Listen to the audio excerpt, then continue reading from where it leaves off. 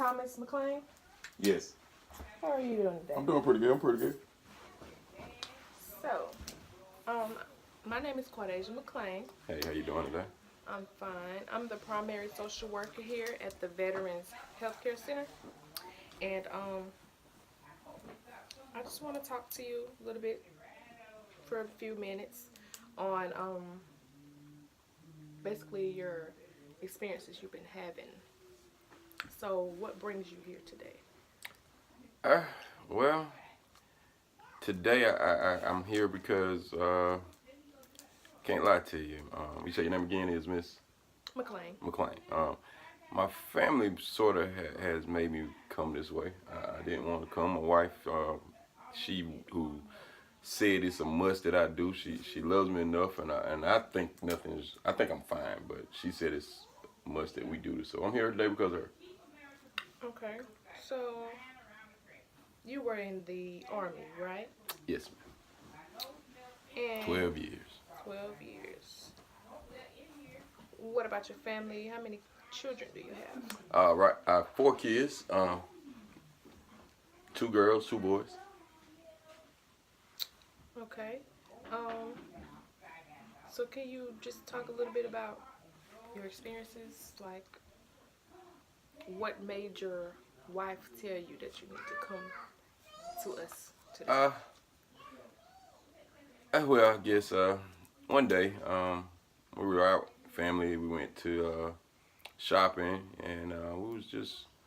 I guess I just remember we were shopping that day, and we were getting some shoes for the kids at the mall, and we were outside, and I just remember hearing a loud shot, and automatically I remember going back in my head. I'm thinking, you know, I'm somewhere, and I just looked around, and I seen a couple people look like they were coming at me, and I jumped down on the ground, and I remember waking up, and my wife was like, "It's okay, it's okay. We're home. You're home. You're home."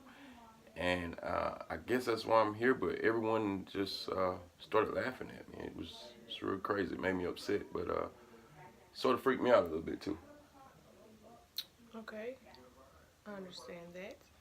But before I ask you this next question, I want to state basically our confidentiality. Whatever you tell me here in this office today is between me and you. But only if you tell me anything far as you hurting yourself or hurting others around you, then I have to report it to the police. Gotcha. So Definitely want to do that. anything that you say today is between us, as long as it's nothing harming yourself or others. Just want to make that clear. Okay. Between us two. It's pretty cool. So how old are you, Mr. McLean? I am 42 years old. Okay. 42 years old. You served 12 years in the military, right? 12 years, 11 days, and 2 minutes. Felt Okay. like an eternity. So you were talking about this day y'all went to the mall, and you noticed after your wife told you, you know, that the situation wasn't what you thought it was. How did it make you feel? Just a mix of feelings, honestly. First, I felt like, what was she doing here when I know that her and the family should be home in a situation like this, safe. But I'll be honest with you, Ms. McLean, I really felt lost. Like, you know, I went to the service, I did my 12 years. I've had experiences in the world that were nowhere near like Iraq. It was just very different. I've seen a lot of things that I've never seen in my life. One of my friends actually didn't make it here. I'm here as a result of him saving my life. So that go ahead. I'm sorry, Ms. McLean. So when you say they didn't make it. Could you explain more about what Uh, happened? well, one day we were actually going on we went on a tour, of course, and we were on a mission, a little mission. It was just to make sure that this particular home that was supposed to be vacated, make sure if there was any, goods that we could use, things that we could use for ourselves, for the military as well. We were just going to check out the house, so to speak. And went in the house, and there was a little kid there, and he looked like he was, just lost and hungry. So my partner, I have kids, so I felt like, let me go over here and try to see what was wrong. And at that moment, the other guy came around the corner and shot a gun. I shot him, and well, I didn't shoot him. I'm sorry. Just my friend somehow, that same kid, killed my friend, and I feel like it's my fault, even though something, of course, happened later on to them. But my friend is no longer here, and I feel like that is all my fault. And I miss Jack Lowe. We used to call him Jack Lowe. I never forget Jack Lowe, and I never get to see, or never ever will forget his face, and that's what's the hardest. This is very touching to hear, and I'm sorry to hear that. Um,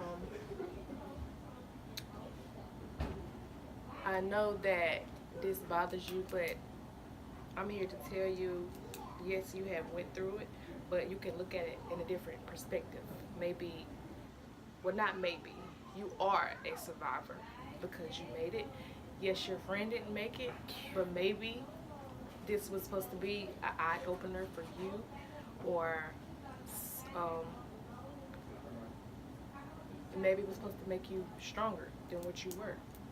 I just I'm just happy I'm here.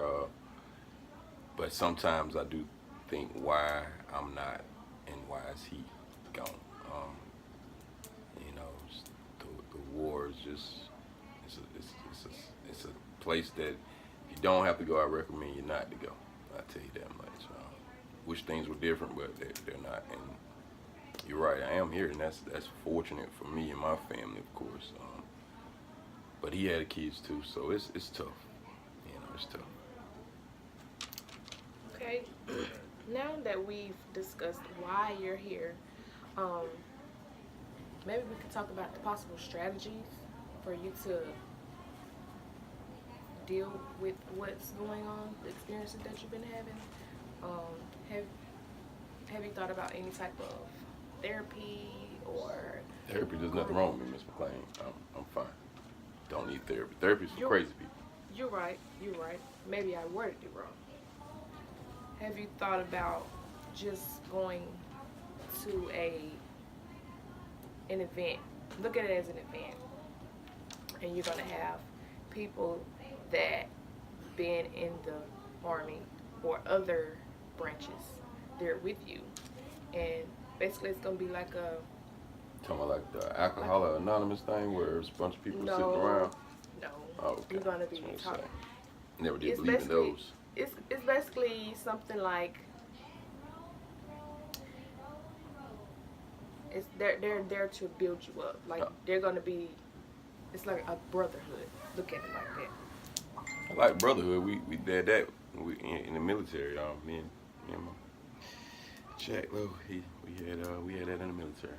Go ahead. But so let me ask you this: is those things or something that you think would help me with because I don't sleep much at night. I think about it a lot.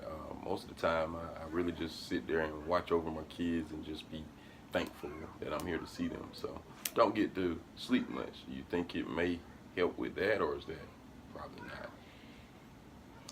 It all depends on you. Okay. I think if you let the